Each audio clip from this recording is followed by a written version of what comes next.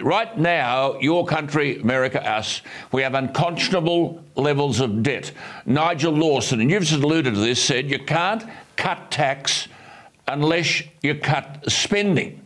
How do Western economies in Britain, in Australia, in America, grow the pie? I mean, Lawson was spot on, but we, as I said, seem to have vacated that field.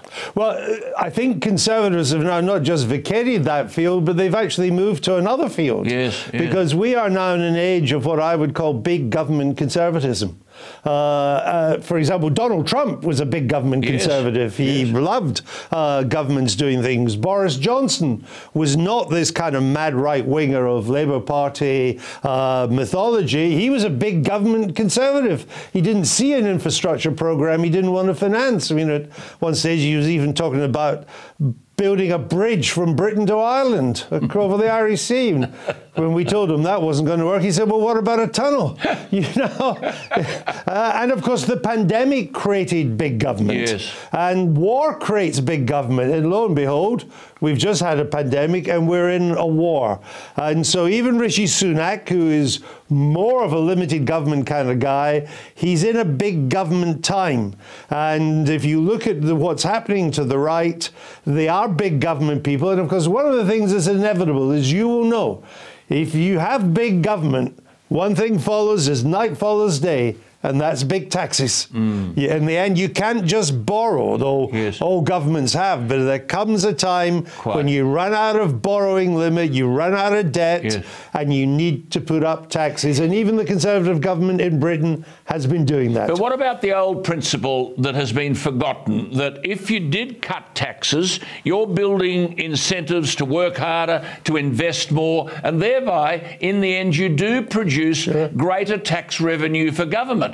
I mean, Nigel Lawson, took the tax rate down from 60p to 40-something.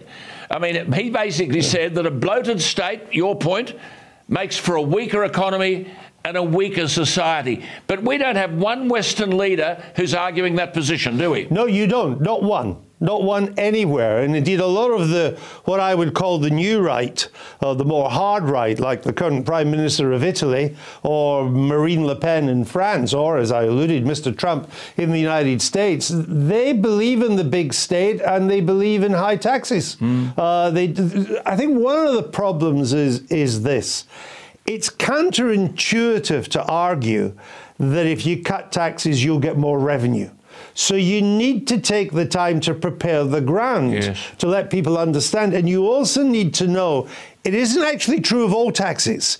You cut the basic rate of income tax, the standard rate, you will lose revenue. What Nigel Lawson knew was that at the margin, if people were facing 60% marginal rates of tax and you cut it to 40, they would work harder, they would come back to Britain and be tax resident in Britain again, and overall, the government would end up with more revenue. Now, that's quite a sophisticated argument, and you need time to explain it.